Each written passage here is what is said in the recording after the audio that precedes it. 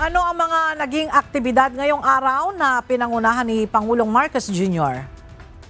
Yes, Ella, pinangunahan ni na Pangulong Ferdinand Marcos Jr., First Lady Lisa Marcos at kanilang mga anak ang pagtataas ng watawat ng bansa sa Luneta Park kanina. Pagkatapos ito ay nagalay ng bulaklak si Pangulong Marcos sa monumento ni Rizal.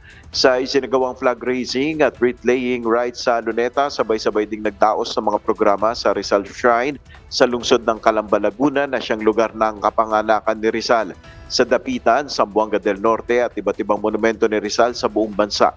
Ayon sa National Historical Commission of the Philippines o NHCP, ang paggunita ngayong taon na may temang Rizal sa pagbangon ng mga mamamayan, aral at diwa mo ang tunay na gabay ay nagbabalik tanaw sa mga walang kamatayang aral mula sa buhay at mga akda ng pambansang bayani sa pagharap ng bansa at mamamayan sa bagong hamon. Sa kanyang mensahe ni Pangulong Marcos sa mga Pilipino na humugot ng inspirasyon mula sa pambansang bayani sa pamamagitan ng pagpapanatili ng pagmamahal sa bayan, katotohanan at responsableng pagkamamamayan.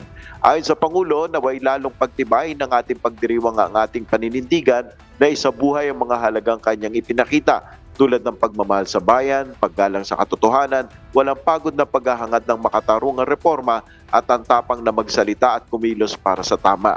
Sa kasalukuyan niya, habang inihingi ng mga Pilipino ang integridad at pananagutan mula sa kanilang mga pinuno, tinitingala natin ang kanyang buhay upang magsilbing gabay at lakas. Ayon kay Pangulong Marcos, sa pamamagitan ng kanyang mga sulatin at sakripisyo, ginising ni Rizal ang kamalayan ng mamamayan at ipinakita na ang mga Pilipino ay karapat-dapat sa dignidad, kalayaan at kapangyarihan magtakda ng sariling kinabukasan. Yan muna ang ating update. Balik sa iyo, Ella. Maraming salamat, Nel Maribuhok.